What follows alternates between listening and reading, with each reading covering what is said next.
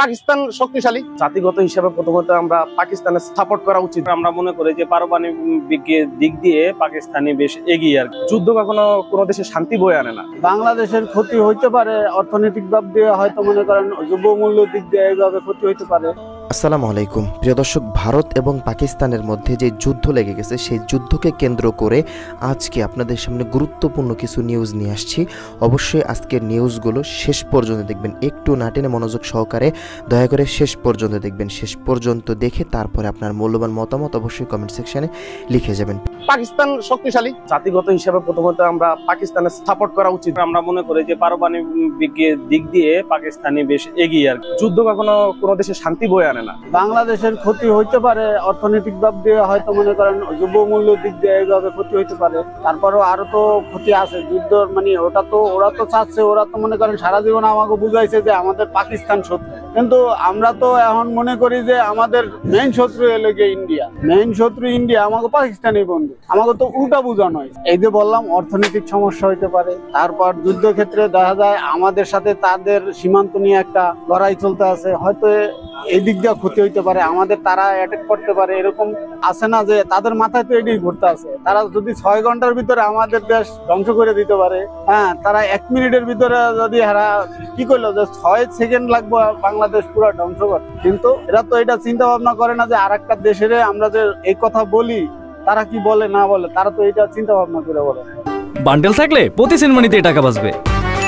বিকাশ send money bundle কিনে জিতুন প্রতি লেনদেনে। যদি মনে করেন ইন্ডিয়া পাকিস্তান যুদ্ধ হয়, তাহলে তো আমাদের প্রতিবেশী রাষ্ট্র অবশ্যই সমস্যা পড়তে পারে, খাদ্য সমস্যা হতে পারে এবং সব দিকে সমস্যা হতে পারে। যেটা আমার অর্থনৈতিক, তারপরে কাজে কর্মে খাদ্য, এগুলা সব থেকে বেশি প্রভাব পড়বে। এখন বলা যাচ্ছে না কে যুদ্ধ বা হবে। আমার মনে হচ্ছে যে আমরা যতটুকু বুঝি, আমার মনে হয় যুদ্ধটা না করাটাই বেটার। যুদ্ধটা করলে সবারই ক্ষতি হবে, এবং ভারতেরও ক্ষতি হবে এবং পাকিস্তানেরও ক্ষতি হবে, এবং যারা আমরা প্রতিবেশী আছি তাদেরও ক্ষতি হবে। তো আমরা মনে করি যে এটা যুদ্ধ করাটা উচিত না। যেহেতু আমাদের পার্শ্ববর্তী দেশ ইন্ডিয়া, তো প্রভাব পড়তেই পারে।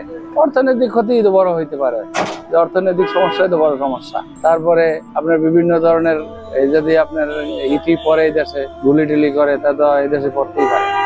অস্ত্রে তো পাকিস্তানি শক্তিশালী বেশি। চাই না যুদ্ধবাজক আমরা চাই না। যুদ্ধ তো আর ভালো না সবার জন্যই, পাকিস্তান আর বাংলাদেশ হোক আর যাও, যুদ্ধ তো কারোর জন্যই কাম্য না। আর ইন্ডিয়া বাড়াবাড়ি বেশি করে, এটা এই জন্য তো বিভিন্ন দেশ যারা আছে দেরি করা উচিত বৈশা, যে এটা ইন্ডিয়া একটু বাড়াবাড়ি সব দিকেই বেশি করে। এটা নিয়ে প্রথমে তো সবাই এটা আপনার যাকে প্রশ্ন করবেন সেই বলবে প্রথমত এটা বাণিজ্যিক প্রভাব পড়বে। প্রথম দিক দিয়ে অর্থনৈতিক ভাবে বাংলাদেশ এখান থেকে একটু হলেও নিচে নামবে, আর যেহেতু ডক্টর ইউনূস দেশে আছে তা তিনি কন্ট্রোল করতে পারবে, এটা স্বাভাবিক। কিন্তু তারপরও যুদ্ধ কখনো কোনো দেশে শান্তি বয়ে আনে না। যেই দেশ সেই যুদ্ধ লাগুক না কেন, দেখবেন পুরো বিশ্বে এটার একটা প্রভাব বয়ে আনে। এছাড়াও ইন্ডিয়া আর পাকিস্তান যদি যুদ্ধ কোনো মতে লেগে যায়, আমরা জাতিগত হিসেবে প্রথমত আমরা পাকিস্তানের সাপোর্ট করা উচিত, যেহেতু আমরা মুসলিম তারাও মুসলিম। আর দ্বিতীয়ত ইন্ডিয়া আমাদের সাথে যে কাজগুলি করতেছে, দেখেন ফারাক্কাবাদের চুক্তি ঠিক মতো মানতেছে না। এছাড়াও সব দিক দিয়ে বাংলাদেশ ইন্ডিয়ার বর্ডারে আপনার যা দেখতেছি বর্তমানে চিত্র ফুটে উঠছে, 2 দিন পর পর ইন্ডিয়া পাকিস্তানে বিএসএফ এবং বিজিবির সাথে প্রতিনিয়ত যুদ্ধ হইতেছে। ওরা ওদের আধিপত্য আমাদের সাথে দেখানোর চেষ্টা করতেছে। তা নিয়ে আমি বলতে চাচ্ছি, আমাদের ইন্ডিয়ার সাপোর্ট না করে আমরা পাকিস্তানের সাপোর্ট করে আমাদের কাছে বেশি উচিত মনে হয়। এছাড়াও আমরা যেহেতু ডক্টর ইউনূস পাকিস্তানের সাথে একটা যেহেতু বাণিজ্যিক চুক্তি নিয়ে করতেছে, আর পাকিস্তানের সাপোর্ট করলে আমাদের সামনে আরো বাণিজ্যিক ভাবে আমরা আরো লাভবান হব।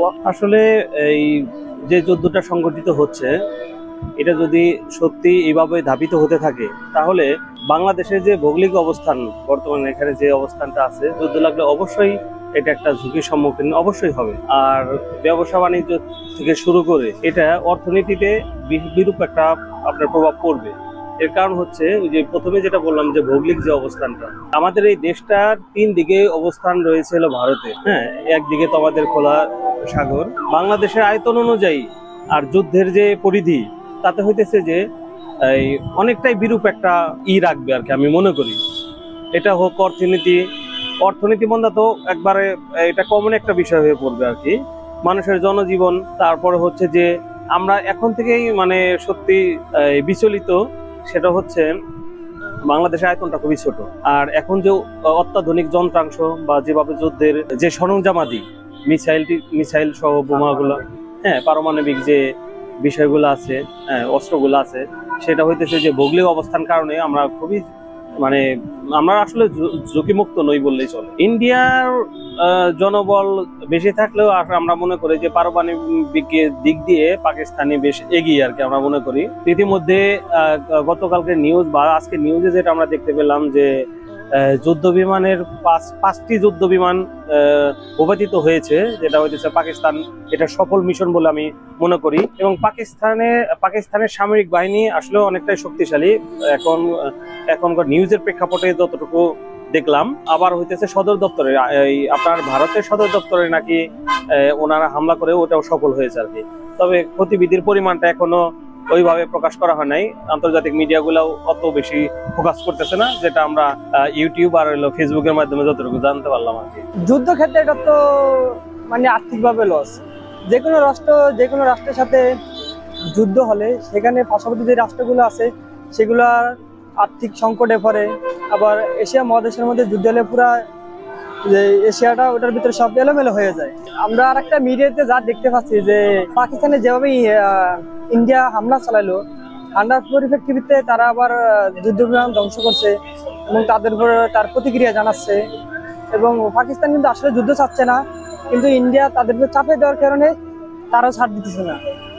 আসলে এভাবে যদি চলতে থাকে তাহলে সকল রাষ্ট্রের জন্য ক্ষতি হবে আশা করি, কিন্তু এটা করা যাবে না। আরেকটা জিনিস হলো যে ইন্ডিয়াতে যা চলতেছে আমরা বিভিন্ন মিডিয়াতে দেখতে পাচ্ছি যে তারা আবার বাংলাদেশের উপর হুমকি দিচ্ছে, বাংলাদেশে এটা করবে সেটা করবে, গাজার মতো করবে। আবার আমাদের যে মুসলিম যারা ছিল তাদেরকে যে নিজামি বা অন্যান্য তাদেরকে মারবে, তাদেরকে হত্যা করছে, এরকম পরিণতি হবে সবার। এই ধরনের ভয় আকাঙ্ক্ষা তারা ভারতে এভাবে চালিয়ে যাচ্ছে আর কি। এটা ভারতের জন্য ভালো নয় যে তারা এভাবে কোনো রাষ্ট্রকে কেউ হুমকি দিলে আরেকটা রাষ্ট্র বসে থাকবে, এরকম কিছু নয়। তাই এগুলো ভারতের বোঝা উচিত, ভারতের যারা মিডিয়া তারা এই অপপ্রচার থেকে তাদের বিরত থাকা উচিত, কারণ এটা তাদের দেশের জন্য ক্ষতি। কারণ আরেকটা রাষ্ট্রকে যদি পাশাপাশি উস্কে দেওয়া হয়, কোনো রাষ্ট্রে কাউকে ছাড় দেওয়া হয় না, আর কেউ ছাড় দিব না, কেন দিবে? সেটা তো আমরা জনগণ বেশি একটা বলতে পারি না যে কোন দেশকে, এটা প্রশাসনিক ভাবে প্রশাসন তারা বলতে পারবে বেশি একটা।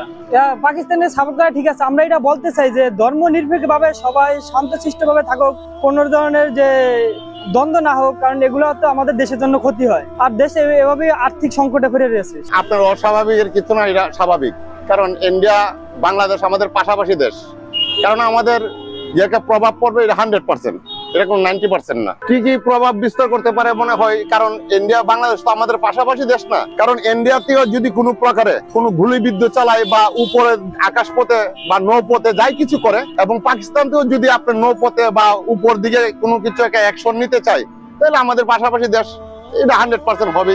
কূটনীতিক এবং বাণিজ্যিক দিক দিয়ে সর্বদিক দিয়ে হবে।